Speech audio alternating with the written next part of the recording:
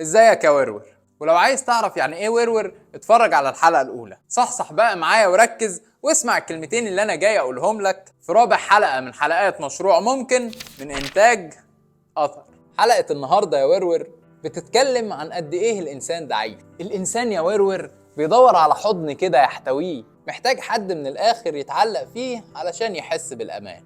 ياه يا ورور، أما التعلق ده شيء جميل بشكل، عامل كده زي ميثاق شرف بين اتنين، معاهدة واتفاق بين المشاعر. بس للأسف الحلو ما بيكملش يا ورو، لأن كل حاجة قايمة على المصلحة. حتى في عالم المشاعر هنا المشاعر بتتفق إنها تقدم لبعضها شوية حاجات متبادلة كده، زي الأمان والحب مثلا، وشوية حاجات من اللي بتخلي الإنسان سعيد دي. وهو ده باختصار التعلق. أنت ما بتتعلقش بالشخص ذاته، لكنك بتتعلق باللي بيقدمه لك الشخص ده من مشاعر. واحنا هنا مش بنتكلم عن العلاقات العاطفية بس يا ايها الورور الرومانسي، احنا بنتكلم عن غريزة بنتولد بيها من اول دقيقة لينا على الارض. وهنا تعال نجيبها مع بعض من تحت قوي بقى. الطفل اول ما بيتولد اول حاجة بيدور عليها هي الامان، وده بيحس بيه مع أول شخص بيقدم له الرعاية اللي تعجبه. أي حد في الوقت ده بيساعده وبيقدم له كونسبت الأمان بيتعلق بيه تلقائيا بدون أي تفكير. والحقيقة إن ده بيساعد الطفل في النمو العاطفي والاجتماعي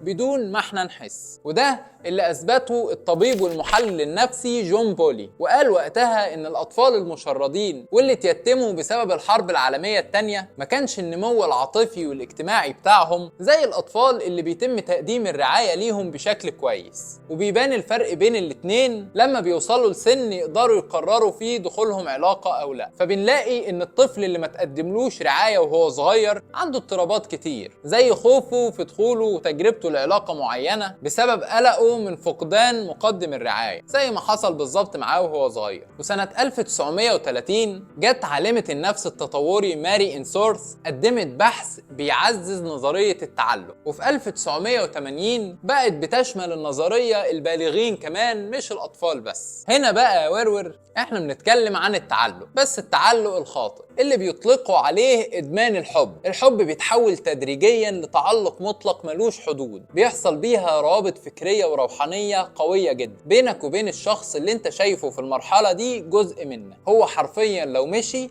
هيسيبك ناقص حتة، وده الحقيقة خطر جدا، هيدخلك في حتة انت مش هتحب نفسك فيها ابدا. لدرجة ان علماء النفس اجمعوا ان ما يسمى بإدمان الحب هو نوع من انواع الإدمان السلوكي. وهنا نيجي لنقطة مهمة. أصدقائي الشباب والبنات اللي بتتسلوا بشباب وبنات الناس، الموضوع مش بالبساطة دي، لأن بدون ما تحسوا انتوا ممكن تأذوا الشخص ده وتتسببوا له في مرض نفسي يفضل يعاني منه بقية حياته. وكل ده عشان حضرتك تعيش يومين حلوين. أصدقائي اللي بيضحك عليكوا بقى احذروا. أصدقاء الرومانسيين أصحاب المشاعر الجياشة خلونا نحسبها شوية، يعني نشوف العيوب والمميزات، نبقى متصالحين مع نفسنا ونفهم إننا بنبعد عن الحب الحقيقي لما بنشوف الشخص اللي بنحبه بدون عيوب. أول ما تبعد عن الواقعية افهم إنك ماشي غلط وإن مشاعرك واخداك في حتة مش حلوة. يبقى ناخد أول يوتيرن ونرجع باحترامنا يا أبو الوراوي، أو نقف شوية نرتب أفكارنا وبعدين نكمل. أقول لك مفاجأة كمان، التعلق المرضي ده ما بينطبقش على العلاقات العاطفية اللي بيكون فيها راجل وست بس. التعلق ده هيضرك في اي حالة هتحب فيها بدون وعي. يعني لو حبيت ابوك وامك بدون وعي وبدون ما تكون فاهم اننا مراحل في حياة بعض ومسير كل مرحلة تخلص في يوم من الايام، ساعتها التعلق هيمسكك يا ورور ويديك حتة واحدة DDT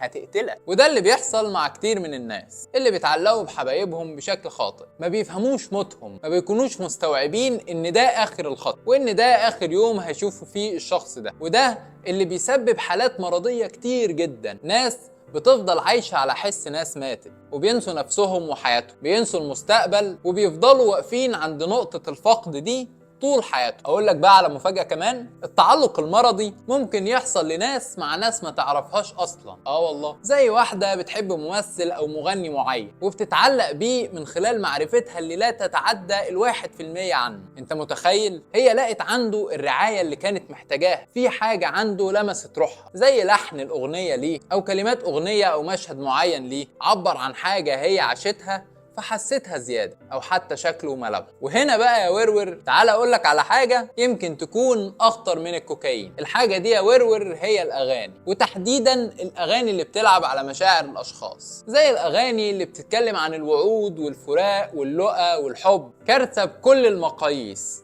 عاملة زي البنزين تحطها على النار تولع. واحد مجروح وطالع من علاقة غلط، بدل ما بيعدل تفكيره ويظبط حياته ويعيد حساباته، بتجيله الانتكاسة الكبيرة على شكل أغنية بتوصف المواقف والكلام اللي كان بيعيشه مع الشخص اللي كان بيحبه، فترجعه لنقطة البداية تاني. أنا عايز أقولك إن الناس اللي بتسمع أغاني في المطلق بيكونوا أكتر عرضة للاكتئاب 8 مرات عن غيرهم، ما بالك بقى بالأغاني اللي بتيجي على الجرح. وفي نهاية حلقتنا يا ورور، لو عايز تسيطر على نفسك وعلى علاقاتك، أول حاجة لازم تتعلمها انك ما تعتمدش على حد في شيء، اذا كانت مشاعر او غيرها، لان اصل الحكايه بيبدا لما الانسان بيلاقي شخص يعتمد عليه في انه يستمد منه اللي هو محتاجه. وخلي بالك كويس جدا من المؤثرات اللي ممكن تزود تعلقك بالاشخاص. ولو استفدت من كلامي او حرك فيك شيء، اعمل سبسكرايب علشان يوصلك كل جديد، لعل وعسى اكون سبب يخليك تقتنع انه ممكن.